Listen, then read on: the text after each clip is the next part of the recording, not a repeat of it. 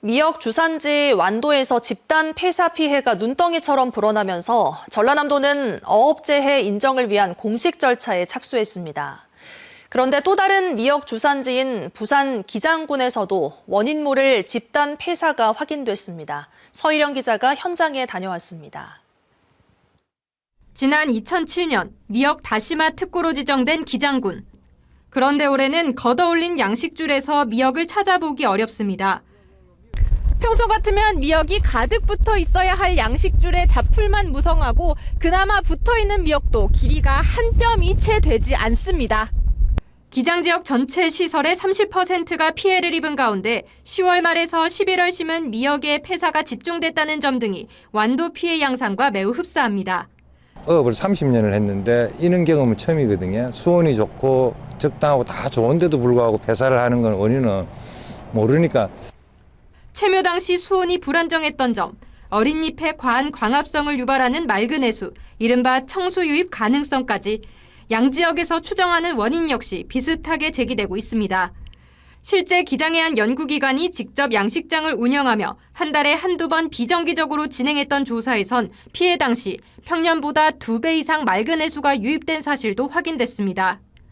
하지만 이것만으론 정확한 원인을 단정하기는 어려워 추가 조사가 불가피한 상황. 어민들의 답답함은 더 커져가고 있습니다. 이상기후로 재해 빈도가 점점 잦아지는데 정작 왜 이런 일이 벌어졌는지에 대한 명확한 설명을 듣지 못하고 있다는 겁니다.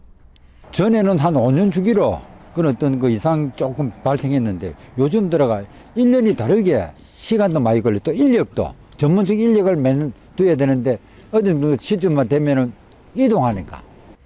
재작년에도 작황부진으로 지역 미역다시마 축제가 취소되는 등 불확실성이 커지면서 외국인 노동자 인건비를 감당하지 못해 양식을 포기하는 어가도 늘고 있습니다. 전문가들도 이번 피해 원인으로 기후변화에 따른 이상기온 등을 꼽고 있지만 직접 연관성 여부에 대해선 쉽사리 결론을 내리지 못하는 실정입니다. 고수온이나 이상조류 같은 것들이 발생을 했을 때 단 며칠 만에도 그 어린 엽채들은 녹아서 없어지는 그런 피해가 발생을 하게 됩니다. 그러니까 복합적으로 동시에 발생이 될 수도 있습니다. 국립수산과학원은 지난 10일부터 전남도 의뢰에 따라 완도역을 중심으로 정식 원인 분석에 착수했습니다. 하지만 사후 조사만으론 한계가 뚜렷해 핵심으로 지목된 청수 분석은 이루어지지 못할 전망입니다. 때문에 정확한 원인 규명이 관건인 어업재해 인정으로 이어질 수 있을지는 여전히 미지수입니다. MBC 뉴스 서희령입니다. 언제 어디서나 내 손 안의 뉴스. 광주 MBC 뉴스 유튜브 구독으로 함께하세요.